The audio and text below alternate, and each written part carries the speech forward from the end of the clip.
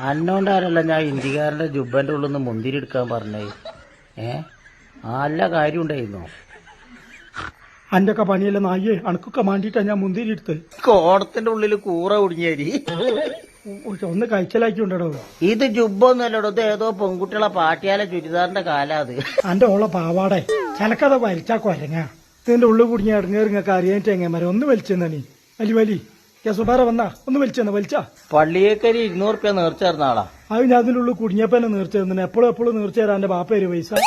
ഈ മുന്തിരി ഒക്കെ പാടെ ഒറ്റക്ക് തിന്നയച്ചാട് വണ്ടി പാഞ്ഞ് കേറിയല്ല ജുബന്റെ ഉള്ളില് വാണക്ക്. എന്റെ ആടാ എന്ത് പണിയങ്ങ വരെ കാട്ടും. നിങ്ങളെ കൂട്ടത്തിലൊരാള് നായ്ക്കള് പോയി പൊടി പൊന്തിക്കണരി പോണ. എന്റെ തന്തന്റെ തല പോണരിയ നായി. വല്ലാത്തൊരു കോളിത് വിളഞ്ഞീമേൽ ഈ ചൊട്ടിയരിയായി പോയല്ലോ പഠിച്ചോനെ. നീ തൊപ്പിക്കോടന്റെ വട്ടത്ത് കണ്ടാലും ഞാൻ ഈ ജാതി പരിപാടിക്കുണ്ടാവില്ല. പൊന്നാർ ചെങ്ങ ആരെങ്കിലും ഒന്ന് കഴിച്ചിലക്കി കുരിപ്പളെ. എനിക്ക് ആകെ ഇടങ്ങേറായി. മഞ്ചേരിയോ ഇവിടെ തുണി കുടിച്ച് ചാകാനായിരുന്നു. മഞ്ചേരിയോ